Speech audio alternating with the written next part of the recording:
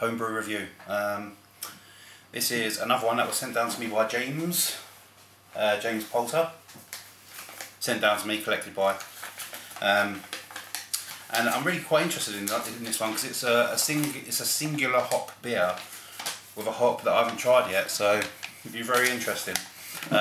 It's called the Rakau Belch. That's quite funny actually. That's a play on obviously Rakau Belch, and there's the label. Look at that, Rakau Belch. Brilliant. And it's a pale ale. Let's see what the info says on here. Barley and wheat malts barley and wheat malts with New Zealand Rakau hops, 4.8%, and it's in a big old, almost a pint bottle, 550ml. Let's read you the info that he's put on here. He's put Rakau Belch is a pale ale brewed using Maris Otter, Cara malt and wheat malt. Rakau hops from New Zealand are used for bittering and flavouring. This one can be drunk slightly chilled and is quite refreshing. So far I've had two of his home brews, and they were excellent, really nice. So I'm really looking forward to this one. Get the old BB. Let's get this one poured. Sorry, I thought it was a singular hop beer. Obviously it's got others added, but you will be interested to see if I can get the Rakau hop. I don't even know if I'm pronouncing that right. Okay, looking very nice.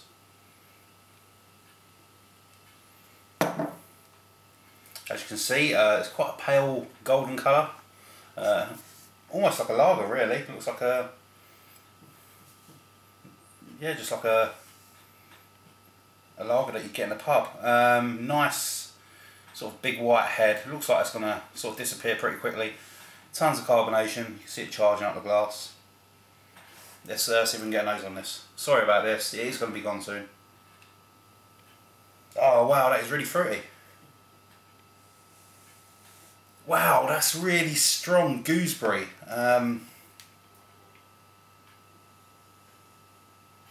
Oh, that is lovely. I think you're getting gooseberry, like a salty lime sort of smell. Oh, kiwi fruits.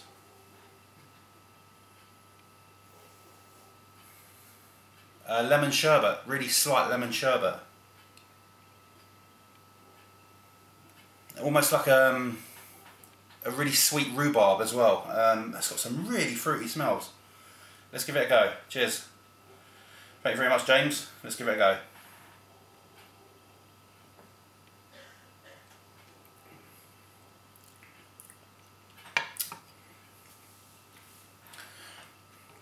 Oh, that is lovely.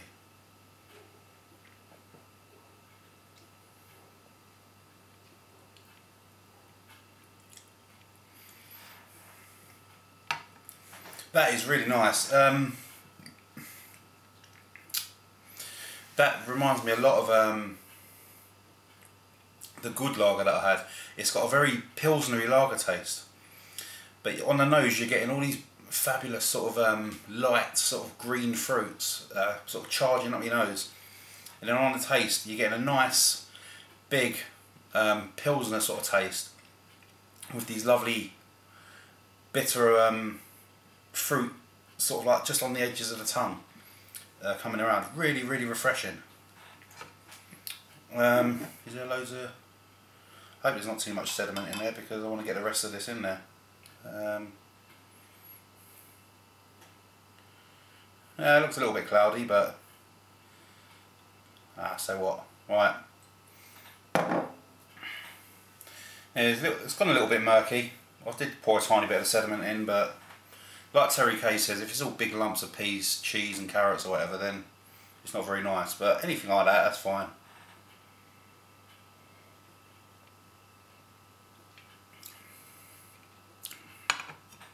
That is really refreshing. I'm getting the gooseberries and the kiwis on the tongue as well. They're not massive fruity notes. They're just like subtle enough to just make it different from drinking just a really nice, because without those fruity notes this would be a really nice craft lager,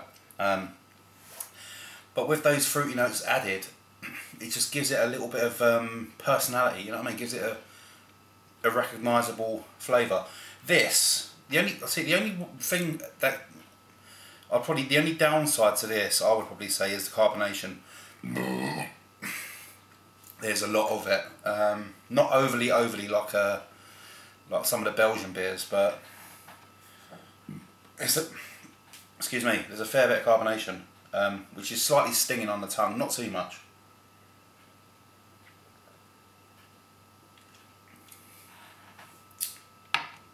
Yeah, if that carbonation was toned down slightly more, that would be perfect.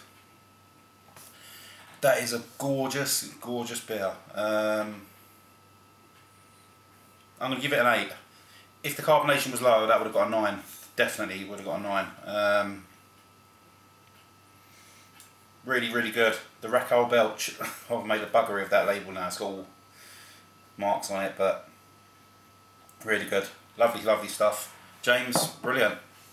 I can't really fault it. The proof is in the drinking.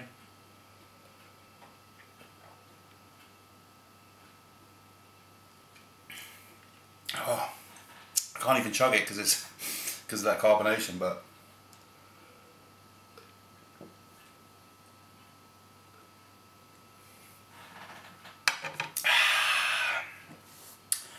and as Barney and a Simpson says, cheers.